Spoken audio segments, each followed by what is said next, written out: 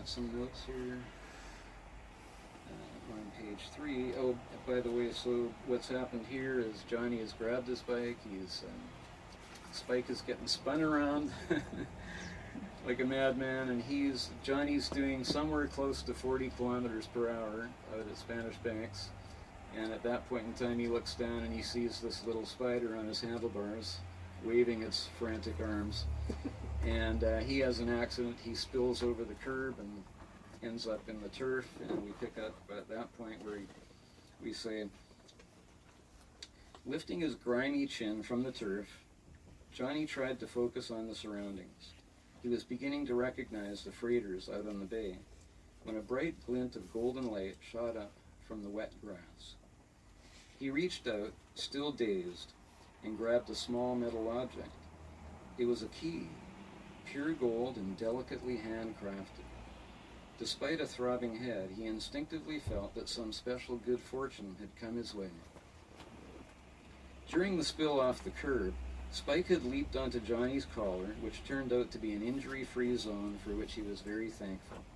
His eyes popped out when he caught the beautiful golden hue flashing from that most elegant key. "Holy Jehoshaphat, look at that!" Spike exclaimed. Johnny turned with a start to find the spider perched on his shoulder, pointing with 3 little arms at the newfound treasure. "You're for real," Johnny blurted, "and you can talk. Wait a minute, spiders can't talk." "Well, this one can, so don't you forget it." "Looky here, what a find," Spike retorted as he leaped into Johnny's hand. "Hey, watch it, that tickles." Johnny was mesmerized by the antics of his new companion.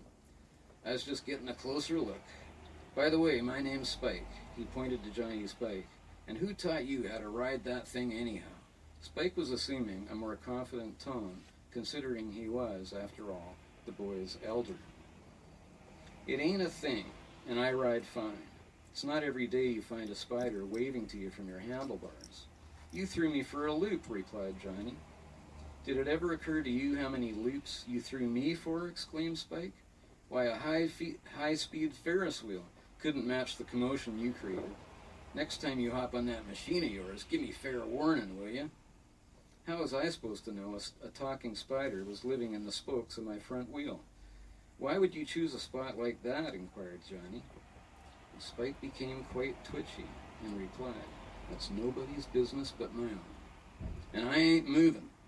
Let's just say I prefer an independent lifestyle, and I won't say no to a bit of adventure." "I think this is more than just a bit of adventure, Spike, but I'm not complaining." "Oh, sorry. My name is Johnny Upanishad. Pleased to meet you." Johnny reached out his index finger as a gesture of welcome.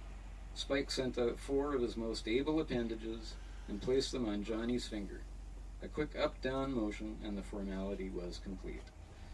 So now they've met, and we've got the illustration here showing the 2 of them. It's a huge spider. Yeah, it's kind of artistic license. Yeah. And the glow from the key is sort of coming up toward them. Okay.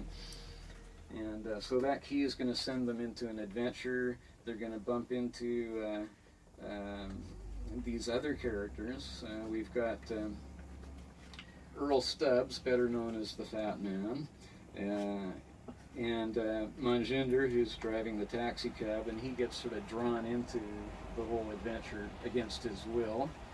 Then we've got the Kingpin, Zendron. He's the evil one, and his right-hand man is Randy, and so then you've got